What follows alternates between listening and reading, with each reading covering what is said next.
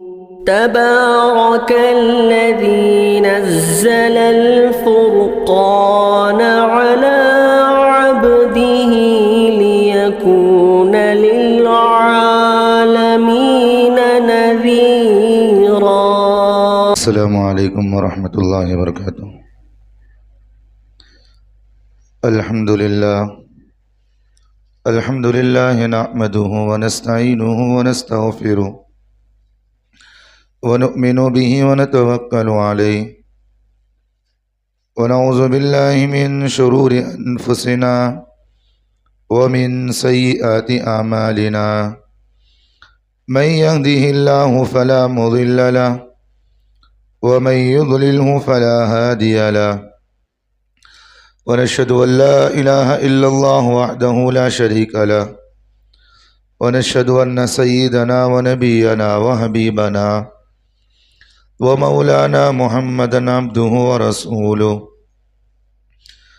أما بعد فأعوذ بالله من الشيطان الرجيم.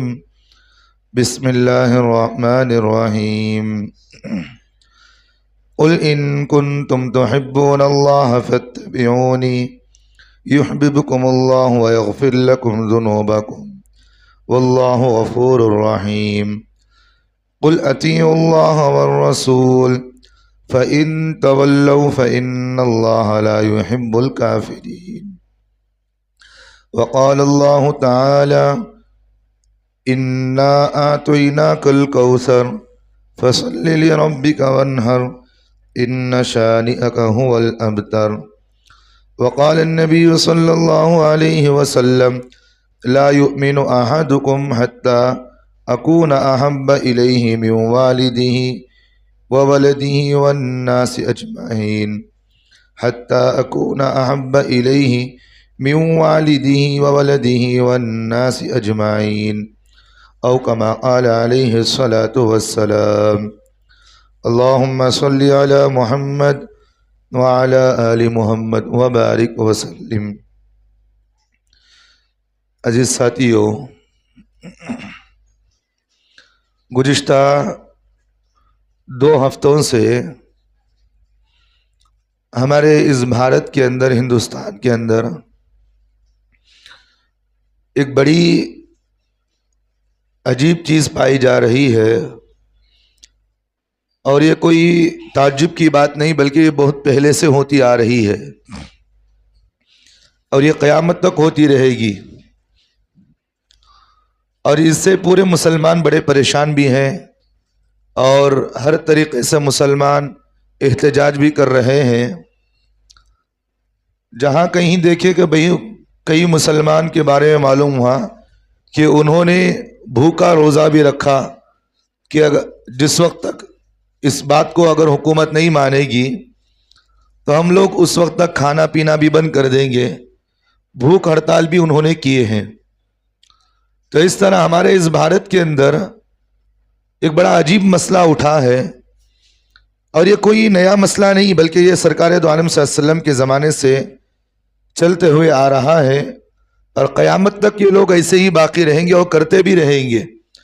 اور اللہ کی ذات سے امید ہے کہ جو لوگ بھی اس طرح کریں گے اس کا مقابلہ خود اللہ خود فرمائیں گے. جیسا کہ آپ جانتے ہیں کہ ناموس رسالت یعنی کہ رسول اکرم صلی اللہ علیہ وسلم پر انگلیاں اٹھانا یہ بڑا عجیب مسئلہ ہو گیا ہے.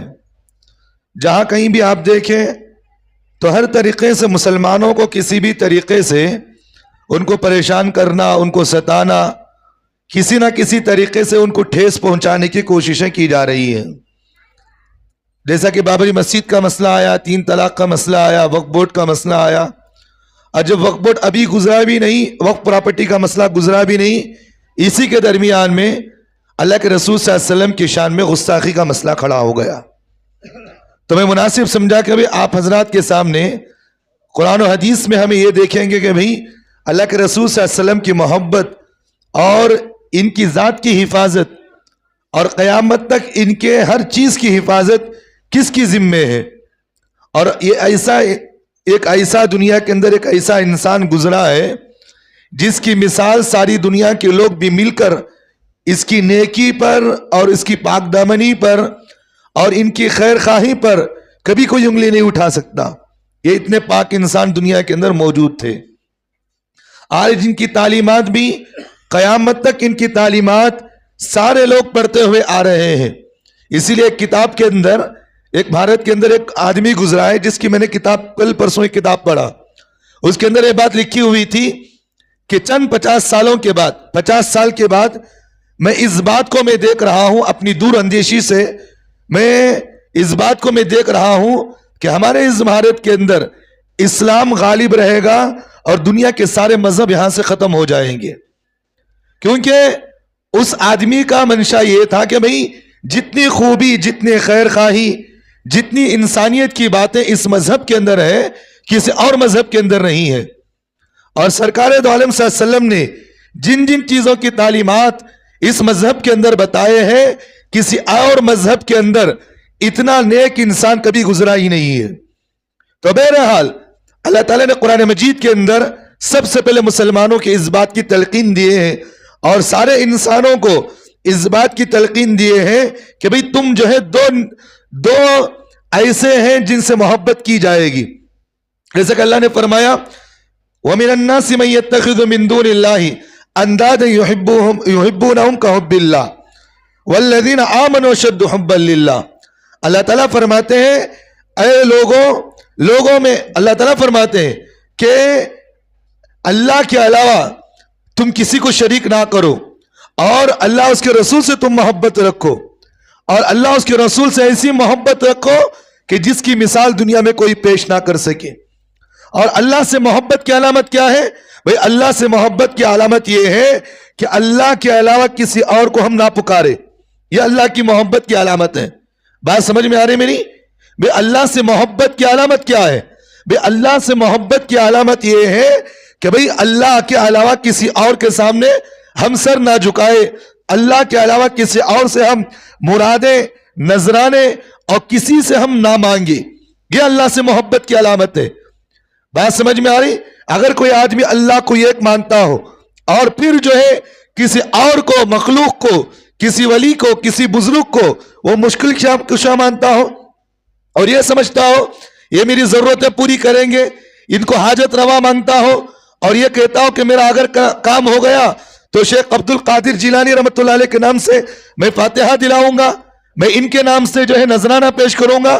یہ اللہ خود ہمیں کہہ رہے وَمِنَ النَّاسِ مَن يَتَّخِذُ مِن دُونِ اللَّهِ أَندَادًا يُحِبُّونَهُمْ كَحُبِّ اللَّهِ. اللہ تعالیٰ کہتے ہیں اللہ کے ساتھ ایسی محبت کرو جیسے اسے محبت کرنے کا حق ہے. یہ محبت کا حق ہے. بھئی ہم کھاتے اللہ کا ہے، پیتے اللہ کا ہے، زمین بھی اللہ کی ہے، آسمان بھی اللہ کا ہے، تو ہمارے لیے ضروری ہے کہ ہم ہر چیز اللہ سے مانگی جائے. بعض لوگ یہ اشکال کرتے ہیں کہ حضرت ایک آدمی کسی ایم ایل اے کونسلر کے پاس جانا چاہے تو وہ آدمی کے لیے ضروری ہوتا ہے کہ وہ نیچے سے رابطہ کرتے ہوئے جائے کہ بھئی یہ آدمی ہے، یہ آدمی اس آدمی کے ساتھ ملتے ہوئے آدمی ایم ایل اے کونسلروں کے پاس پہنچتا ہے. تو اسی طرح ہم اللہ کے لیے اللہ کے پاس اگر پہنچنا چاہے، ہم اللہ سے اپنے تعلق کو مضبوط کرنا چاہے تو ہمارے لیے بھی ضروری ہے کہ ہم ان بزرگوں کی اتباع کرتے کرتے کرتے ہم اللہ کے پاس جائے اور ہم ان سے مانگتے مانگتے اللہ کے پاس مانگنے والے بن جائے. تو ہم ان سے یہ کہتے ہیں دینے والی ذات اللہ کی ہے، اس میں کسی اور کا رابطہ اور جو ہے کسی اور کو اللہ نے بیچ میں نہیں رکھا ہے. اس لیے ہمارا اس بات کا عقیدہ ہے، یہ بات اپنے ذہن میں رکھنا، ہمارے مسلمانوں کا اس بات کا عقیدہ ہے اگر کوئی آدمی سرکار دو عالم صلی اللہ علیہ وسلم کو حاجت روا، مشکل کشا اور اللہ کے رسول سے مانگتا ہو وہ آدمی اسلام سے نکل جاتا. میری بات سمجھ میں آ رہی؟ کیونکہ ابھی اللہ کے رسول بھی وہ اللہ کے محتاج ہے اور ہم بھی اللہ کے محتاج ہیں اور اللہ کے رسول صلی اللہ علیہ وسلم بھی ہر چیز اللہ سے مانگتے تھے. بات سمجھ میں آ رہی؟ اللہ کے رسول بھی ہر چیز اللہ سے مانگتے تھے. تو اللہ کے رسول نے ہمیں اس بات کی قرآن مجید کے اندر اللہ نے ہمیں اس بات کی تعلیم دیے ہیں کہ تمہارے لیے ضروری ہے اللہ کے علاوہ کہ تم کسی اور سے محبت نہ کرو. یہ ایک چیز. دوسری چیز اللہ تعالیٰ نے فرمایا کہ تمہارے لیے دوسری چیز یہ ہے کہ تم رسول اکرم صلی اللہ علیہ وسلم سے محبت کرو. یہ ہمارا ایمان کا تقاضا ہے اور ایک مسلمان کے لیے ضروری ہے کہ وہ اللہ کے رسول صلی اللہ علیہ وسلم سے محبت کرے. تو میں آپ حضرات کے سامنے کچھ ضروری چیزیں جو اللہ نے قرآن مجید میں مسلمانوں کو اس بات کی تعلیم دیے ہیں کہ وہ دنیا کے اندر ہر چیز سے زیادہ اگر کسی سے محبت کرے تو اللہ کے بعد رسول اکرم صلی اللہ علیہ وسلم سے محبت کا ہمیں حکم دیا. یہ 2-3 آیتیں میں آپ کے سامنے پیش کرتا ہوں, ذہن میں رکھنا. پہلی چیز اللہ تعالیٰ قرآن مجید میں فرماتے ہیں قل ان کنتم تحبون اللہ فاتبعونی یحببکم اللہ ویغفر لکم ذنوبکم واللہ غفور الرحیم قل اطیعوا اللہ والرسول فان تولوا فان اللہ لا يحب الکافرین. اللہ تعالیٰ کہتے ہیں اے نبی جی آپ کہہ دیجئے, قل ان کنتم, اے نبی جی آپ کہہ دیجئے اگر تم اللہ سے محبت کرتے ہو, اگر تم اللہ سے محبت کرتے ہو تو میری تابعداری بھی ضروری ہے, مجھ سے محبت کرنا بھی ضروری ہے. اللہ کے رسول فرما رہے تم اللہ سے محبت کرتے ہو تو میری بھی محبت تمہارے لیے ضروری ہے. اب ایک بات یہاں نقطے کی ذہن میں رکھنا, بعض ہمارے مسلمانوں کے اندر, میں تو کہتا ہوں یہ مسلمان نہیں بلکہ اسلام سے خارج ہے, بعض ایسے لوگ ہیں فرقہ پرست لوگ, یہ کہتے ہیں کہ ہم اللہ کو مانیں گے, اللہ کے رسول کی حدیث کو نہیں مانیں گے, ہم اللہ کے رسول کی باتوں کو نہیں مانیں گے, جبکہ اللہ ہمیں اس بات کا قرآن مجید میں حکم دے رہا ہے کہ جو چیز اللہ کے رسول تمہیں حکم دے وما آتاکم الرسول فخذوا وما نہاکم عنہ فانتہوا, اللہ کے رسول جس چیز کو تمہیں حکم دے اس چیز کو تم لے لو. بات سمجھ میں آ رہی؟ جس چیز سے اللہ کے رسول تمہیں روکے تو تمہیں اس چیز سے روکنا ضروری ہے. تو قرآن کے بعد اگر کسی کا مرتبہ ہے وہ اللہ کے رسول کی حدیثوں کا مرتبہ ہے. اگر کوئی آدمی یہ کہتا ہے ہم اللہ کی بات کو مانیں گے, رسول اکرم صلی اللہ علیہ وسلم کی الیاذ باللہ ثم اعوذ باللہ ہم ان کی بات کو نہیں مانیں گے, تو بتاؤ کوئی آدمی اس کو مسلمان سمجھتا؟ نہیں سمجھتا اس کو. تو اللہ تعالیٰ اس بات کا ہمیں حکم دے رہے تو تمہارے لیے ضروری ہے وہ اللہ کی محبت بھی تم کرو, اللہ کی تابعداری بھی تم کرو, اللہ کے رسول کے حکموں کی تمہیں تابعداری بھی ضروری ہے. اور آگے اللہ کہتے ہیں وَيَغْفِرْ لَكُمْ ذُنُوبَكُمْ, تاکہ تمہاری اس محبت کی وجہ سے تمہارے گناہوں کو معاف کیا جائے گا.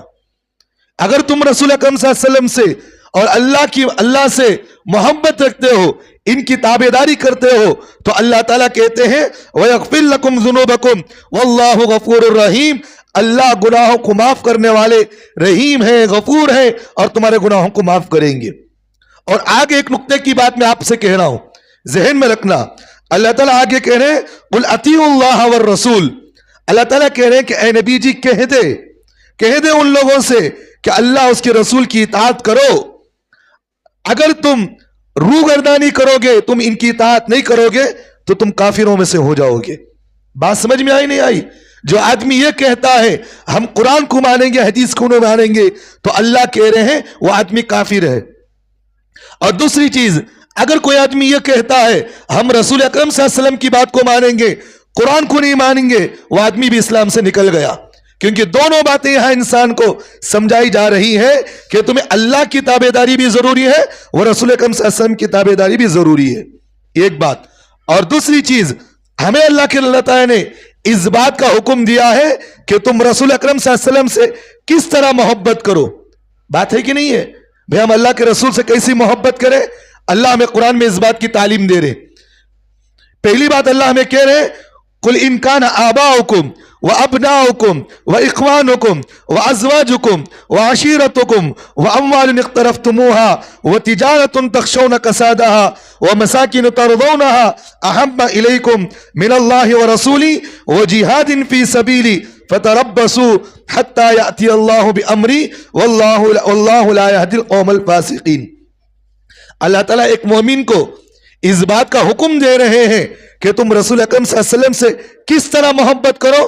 اللہ قرآن میں ہمیں اس بات کی تعلیم دے رہے ہیں اگر تم اللہ کے رسول سے ایسی محبت کرو, تمہارے باپ اور تمہارے بیٹے, تمہارے بھائی, تمہاری عورتیں, تمہارے خاندان کے آدمی, مال جو تم کماتے ہو, تجارت جس کے تم پابند ہو, جس سے تم محبت کرتے ہو, اور جو مکانات تمہارے پاس ہیں جس کے چلے جانے سے تمہیں ڈر لگتا ہے یہ مکانات منہدم ہو جائے تو کیا کرے, یہ تجارت ہمارا چلے گیا تو کیا کرے, جس سے تم محبت کرتے ہو, تو اللہ ہمیں اس بات کی تعلیم دے رہے ہیں उस अल्लाह उसके रसूल से और खुदा की राह में जिहाद करने से तुम्हें ज्यादा अजीज होनी चाहिए। तुम्हारे माँ बाप, तुम्हारी औलाद, तुम्हारे बच्चे, तुम्हारा घर, तुम्हारा खानदान, तुम्हारा कबीला, इससे ज्यादा तुम अल्लाह उसके रसूल से मोहब्बत करना, ये हमारे ईमान का तकाजा और अल्लाह का हुक्म है। ये इसलिए हम अल्लाह के रसूल से हद से ज्यादा मोहब्बत करते हैं, अपनी औलाद से ज्यादा मोहब्बत करते हैं। अपनी औलाद भी अगर कुर्बान हो जाए तो हमें खुशी होती है कि चलो अल्लाह के रसूल के रास्ते में उनके नाम पर वो कुर्बान हुआ है। ये अल्लाह के रसूल की तालीम भी है और हजरत सहाबा के हमें तालीम का हुक्म भी दिया गया है। और अल्लाह ताला ने, अल्लाह के रसूल सल्लल्लाहु अलैहि वसल्लम ने हमें इस बात का हुक्म भी दिया है, ला युमिनु अहदुकुम हत्ता अकून अहब्बा इलैहि मिन वालिदिही व वलदिही वन्नास अजमाइन। अल्लाह के रसूल सल्लल्लाहु अलैहि वसल्लम ने हमें इस बात को हुक्म दिया ईमान वालों से, ऐ मुसलमानों, अल्लाह के रसूल ने फरमाया तुम में से कोई मोमिन नहीं हो सकता, तुम में से कोई मुसलमान नहीं हो सकता, ईमान वाला नहीं हो सकता, उस वक्त तक नहीं हो सकता जब तक कि मैं उसके सामने उसके माँ बाप, उसके बच्चे, उसके घर बार, सबसे ज्यादा मैं उसके सामने महबूब ना बन जाऊं। अल्लाह के रसूल का हुक्म है और सहाबा ने इसको अमली पेश किया, अल्लाह के रसूल के सामने अपनी हर चीज को पेश किए हैं। एक वाकया मैं आपके सामने पेश करता हूं, जंग बदर का वाकया आया या जंग ओहद का। एक सहाबी आए, कहने लगे, जंग बदर का वाकया है, एक सहाबी आए अल्लाह के रसूल सल्लल्लाहु अलैहि वसल्लम के पास आए, कहने लगे, ऐ नबी जी, ये इस्लाम की पहली जंग है, इस जंग में हर आदमी और हर मदीने वाला अपना कोई ना कोई माल लगा रहा है, मेरे पास तो कुछ नहीं है, मेरे पास ना माल है ना मेरे पास कोई भी चीज नहीं है, मेरे पास सिर्फ एक बच्चा है जो 2 महीने का बच्चा है, इस बच्चे को आप अपने अल्लाह के रास्ते में ले जाइएगा, जंग में ले जाए इस बच्चे को। सरकार दो आलम सल्लल्लाहु अलैहि वसल्लम ने फरमाया ये 2 महीने का बच्चा मेरे क्या काम आएगा, ये गोद का बच्चा मेरे क्या काम आएगा। उस सहाबी ने, जो अल्लाह के रसूल ने हमें हुक्म दिया है तुम्हारी औलाद, तुम्हारे माँ बाप, तुम्हारे खानदान से ज्यादा तुम्हें मोहब्बत करना मुझसे जरूरी है, तो इस सहाबी ने एक नमूना यह पेश किया, कहा कि नबी जी, इस बच्चे को तुम जंग में ले जाइए, जब कोई काफिर आपकी तरफ तीर फेंके तो मेरे बच्चे को ढाल के तौर पर इस्तेमाल कर लेना। तो ये सहाबा अपने औलाद को पेश किए। तो इस बात की हमें हुक्म दिया है कि इस बात की तालीम दी जा रही है कि तुम अल्लाह के रसूल से अपनी औलाद से ज्यादा मोहब्बत करो, अपनी जान से ज्यादा मोहब्बत करो। एक मरतबा हजरत उमर फारूक रजी अल्लाह अन्हु अल्लाह के रसूल सल्लल्लाहु अलैहि वसल्लम के साथ खड़े हुए थे, अल्लाह के रसूल उनका हाथ पकड़े हुए थे। तो उस वक्त हजरत उमर ने कहा कि नबी जी, मैं आपसे मोहब्बत करता हूं लेकिन जान से ज्यादा नहीं, मैं अपनी जान को महबूब समझता हूं, मेरी जान के बाद आपसे मैं मोहब्बत करता हूं। अल्लाह के रसूल ने कहा कि तेरा ईमान मुकम्मल नहीं हुआ अभी। क्या बोले? कि तेरा ईमान मुकम्मल नहीं हुआ। तो हजरत उमर ने कहा कि नबी जी, मैं आपको, अपने खानदान, अपने घर वाले, अपने सब चीजों से कुर्बान मैं आपसे मोहब्बत करता हूं, यहां तक कि अपनी जान से ज्यादा मैं आपसे मोहब्बत करता हूं। अल्लाह के रसूल ने फरमाया, ए उमर, अब तेरी मोहब्बत का तकाजा यह है कि तेरी मोहब्बत मुकम्मल हुई है, अब तेरा ईमान मुकम्मल हुआ। तो ईमान वाले के लिए जरूरी है कि अपने ईमान का तकाजा यही है कि आदमी के लिए मुकम्मल ईमान का तकाजा यह है कि रसूल अकरम सल्लल्लाहु अलैहि वसल्लम की हुक्मों की ताबेदारी, उनकी मोहब्बत हमारे दिलों में होना जरूरी है। बात समझ में आ रही? तो ये अल्लाह उसके रसूल का हुक्म है।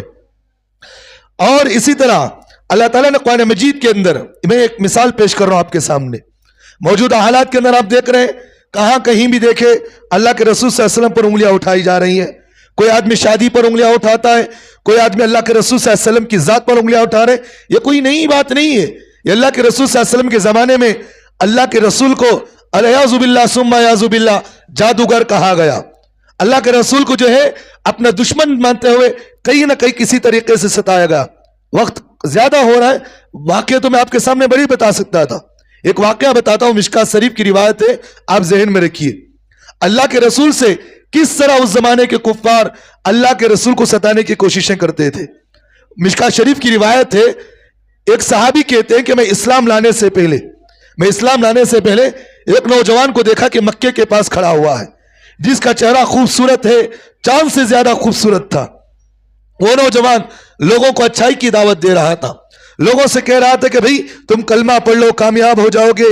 उस नौजवान के चेहरे पर एक आदमी आता तो मिट्टी उठाकर फेंक देता, एक आदमी आता उसके मुंह पर थूक देता, एक आदमी आता उसे बुरा भला कहता, उसे गालियां देता, मां बहन की खानदान की गालियां देकर चले जाता।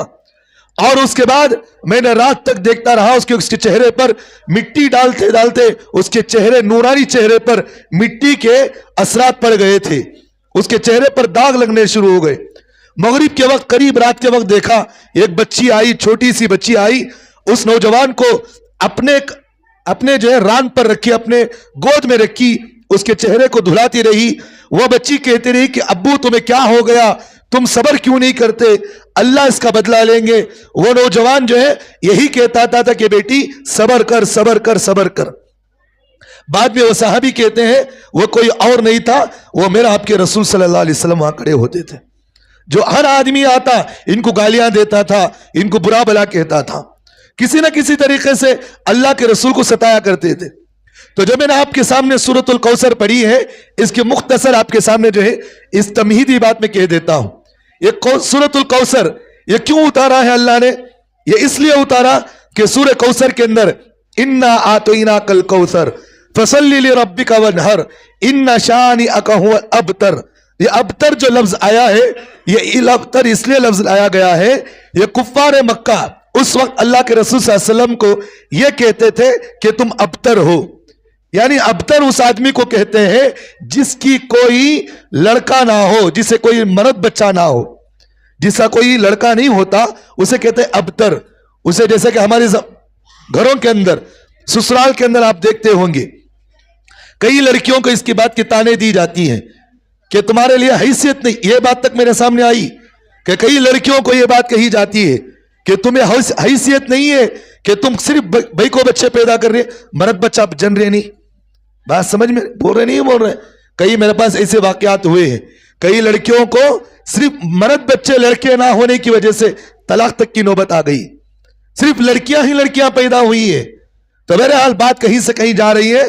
तो अल्लाह के रसूल सल्लल्लाहु अलैहि वसल्लम को इस तरीके पर अल्लाह के रसूल पर उंगलियां उठाया करते थे, जैसा कि आज भी हमारे मुसलमान तबके के अंदर, ससुराल के अंदर जिन औरतों को लड़के नहीं होते तो इसी तरह उनको ताने दिए जाते हैं, जैसा कि अल्लाह के रसूल को भी ताने दे देते कि अबतर है, आपकी कोई नरीना औलाद नहीं, आपकी कोई लड़का नहीं, सिर्फ लड़कियां ही लड़कियां आपकी तरफ जो है पैदा हो रही हैं।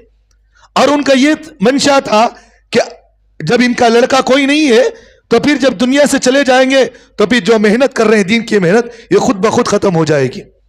शायद मेरी बात नहीं समझ में आई हुई। देखिए, एक आदमी होता है, उसके मर जाने के बाद उसका वारिस उसका लड़का होता है और उसकी हर चीज की हिफाजत उसका बेटा हिफाजत करता है। तो कुफ्फार मक्का के अंदर इस बात का अकीदा था, वो ये लोग समझते थे हम अल्लाह के रसूल को इसलिए अबतर कहते हैं कि इनके चले जाने के बाद इनका कोई औलाद नहीं, इनका कोई लड़का नहीं, इनका कोई वारिस नहीं जो आगे इनकी दीन की मेहनत कर सकता हो, तो इसलिए अल्लाह के रसूल को ये अबतर कहते थे। तो उस वक्त अल्लाह ताला ने ये इस सूरत को नाजिल फरमाया, इन्ना आतैना कल कौसर। अल्लाह ने फरमाया, ऐ नबी जी हमने तुम्हें कौसर अता किया। कौसर किसको कहते हैं? एक मुख्तसर में तफसीर करता हूं, आगे कुछ जरूरी बातें आपके सामने बताऊंगा। कौसर किसको कहते हैं? कौसर कहते हैं ये कसरत की जमा है। कौसर ये कसरत की जमा, लामहदूद हम आपको चीजें अता करेंगे। क्या मतलब है? इन्ना आतैना कल कौसर, ऐ नबी जी हम आपको लामहदूद चीजें अता करेंगे। सबसे पहली चीज, लामहदूद चीज आपको रिसालत दी गई, यानी कि आपके बाद कोई दुनिया के अंदर नबी पैदा नहीं होगा, है कि नहीं है भाई? जो मुसलमान का अकीदा हो कि अल्लाह के रसूल के बाद अलयाजुबिल्लाह सुम्मा याजुबिल्लाह दुनिया के अंदर अगर कोई नबी पैदा हो सकता है तो आदमी इस्लाम से निकल जाता। बात समझ में आ रही? हजरत ईसा अलैहिस्सलाम पैदा होंगे या नाजिल होंगे? क्या होंगे भाई? हजरत ईसा अलैहिस्सलाम नाजिल होने वाले हैं, पैदा होने वाले नहीं, बल्कि वो पैदा हो चुके हैं। अल्लाह ने इनको कुछ वक्त के लिए आसमान पर उठाया है, वो नाजिल होने वाले हैं, पैदा होने वाले नहीं। और इसलिए दुनिया के अंदर अगर कोई आदमी नबूवत का ऐलान करता हो, कोई आदमी कहता हो मैं नबी हूं, उसका मानने वाला भी गुनहगार और जो आदमी नबूवत का ऐलान करता है उन्हें भी गुनहगार, जहन्नमी उन्हें मुकम्मल तौर पर जहन्नमी उन्हें। और जो आदमी, यहां तक के इमाम अबू हनीफा रहमतुल्लाह अलैह ने एक फतवा लिखा, जहन में रखना, اگر کوئی آدمی یہ کہتا ہو کہ میں نبی ہوں، اگر کوئی آدمی اس بات کا اعلان کرتا ہو اور اس کے اعلان پر کوئی آدمی جا کر یہ کہے تیری نبی ہونے کی دلیل کیا؟ بات سمجھ میں آ رہی؟ تو نبی ہے نا، کیا دلیل، کیا ثبوت تو نبی ہے؟ تو حضرت امام ابو حنیفہ رحمۃ اللہ علیہ نے یہ مسئلہ لکھا ہے، اس طرح پوچھنے والا بھی گنہگار، انہیں بھی جہنمی ہے، کیونکہ ہمارا اس بات کا عقیدہ ہے اللہ کے رسول کے بعد قیامت تک کوئی دنیا کے اندر نبی پیدا ہونے والا نہیں۔ جو آدمی نبوت کا دعویٰ کرے وہ آدمی گنہگار ہے، حرامی قسم کا انسان ہے، اس کی نسل ہی حرامی ہوتی ہے جو آدمی نبوت کا اعلان کرے۔ بات سمجھ میں آ رہی؟ تو اللہ تعالیٰ نے جو اللہ کے رسول کو چیز عطا کی، یہ سب سے اہم چیز جو اللہ تعالیٰ نے اللہ کے رسول کی دی ہے وہ رسالت ہے، اور دوسری چیز قرآن مجید ہے اور اللہ کے رسول کی سیرت ہے جو قیامت تک باقی رہنے والی ہے۔ تو یہی کہہ رہے انا اعطیناک الکوثر، اے نبی جی ہم نے آپ کو کثرت سے نعمتیں عطا کی ہیں، اور آپ کو جب نعمتیں عطا کی ہیں تو آپ کیا کریں؟ فصلی لربک وانحر، آپ اللہ کے سامنے نماز پڑھے اور قربانی دے۔ ایک یہاں نقطے کی بات میں آپ کے سامنے بتاتا ہوں، ذہن میں رکھنا، نماز بھی صرف اللہ کے لیے پڑھی جاتی ہے، قربانی بھی صرف اللہ کے لیے دی جاتی ہے۔ نقطے کی بات بھئی، اگر کوئی آدمی اللہ سے ہٹ کر کسی اور کے سامنے نماز پڑھتا ہو، کسی اور کے سامنے سجدہ کرتا ہو، میں جو پہلے آپ کے سامنے بتایا نہیں، اگر کوئی آدمی اللہ کے علاوہ کسی اور کے سامنے سر جھکاتا ہو، کسی اور کی نظر مانگتا ہو، وہ آدمی اسلام سے نکل جاتا۔ اگر کوئی آدمی قربانی کرتا ہو وہ اللہ کے لیے کرے، اگر کوئی آدمی کسی اور بزرگ کے نام پر قربانی کرے، یہ کہے کہ میں اس قربانی کو فلاں بزرگ کی طرف منسوب کرتے ہوئے قربانی کرتا ہوں، وہ قربانی بھی کھانا جائز نہیں، وہ کھانا بھی حرام، اور جو اس نے کام کیا ہے یہ بھی گناہ کا کام ہے۔ بات سمجھ میں آ رہی؟ تو بہرحال تو اللہ تعالیٰ فرماتے فصلی لربک وانحر، اے نبی جی آپ نماز پڑھیے اور قربانی صرف اللہ کے لیے دیجیے۔ اور پھر اللہ آگے نے فرمایا ان شانئک ھو الابتر، اللہ فرما رہے تمہارا دشمن ہی جڑ سے کٹنے والا ہے۔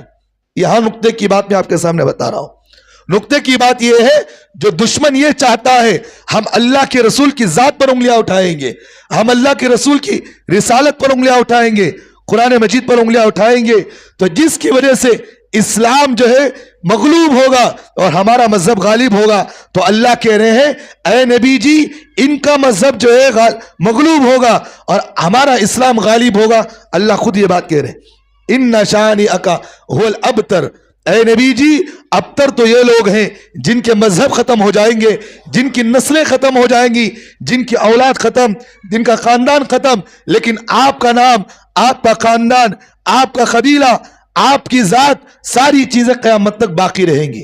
یہ ہے کہ نہیں ہے؟ سید خاندان قیامت تک باقی ہے نہیں ہے؟ جبکہ اللہ کے رسول کی کوئی اولاد نہیں تھی، لڑکا نہیں تھی، صرف لڑکیاں ہی لڑکیاں تھی، لیکن پھر بھی اللہ کے رسول کو یہ خصوصیت حاصل ہے کہ اللہ کے رسول کی اولادوں میں سے جو بچیاں تھیں ان سے خاندان بڑا ہے۔ آج سید خاندان ساری دنیا کے اندر مشہور ہے، سارے جو لوگ اللہ کے رسول کو ستانے والے، ابو جہل، ابو لہب، عتبہ، یہ لوگ ختم ہو گئے ہیں، آج ان کا نام باقی ہے نہیں ہے۔ جو لوگ ستائے گئے لیکن اللہ کے رسول نے صبر کیا تو اللہ نے ان کے نام کو قیامت تک باقی رکھا ہے۔ تو اللہ تعالیٰ کہتے ہیں ان شانئک ھو الابتر، اے نبی جی ان کی ذاتیں ختم ہو جائیں گی لیکن قیامت تک آپ کا نام باقی رہے گا۔ تو بہرحال یہی مضمون انشاءاللہ آئندہ مضمون بھی یہی بات آپ کے سامنے چلے گی، جو موجودہ حالات کے اندر مسلمانوں کو ٹھیس پہنچانے کے لیے اللہ کے رسول پر جو انگلیاں اٹھائی جا رہی ہیں، اسی موضوع انشاءاللہ آئندہ جمعہ بات ہوگی، جلد آنے کی فکر کریں۔ اللہ ہم تمام کو عمل کی توفیق دے، اللہ کے رسول کے ہر سنت پر ہمیں جان جان کر عمل کرنے کی توفیق عطا فرمائے۔ وَأَقُولُ قَوْلِي هَذَا وَأَسْتَغْفِرُ اللَّهَ لِي وَلَكُمْ وَآخِرُ دَعْوَانَا أَنِ الْحَمْدُ لِلَّهِ رَبِّ الْعَالَمِينَ۔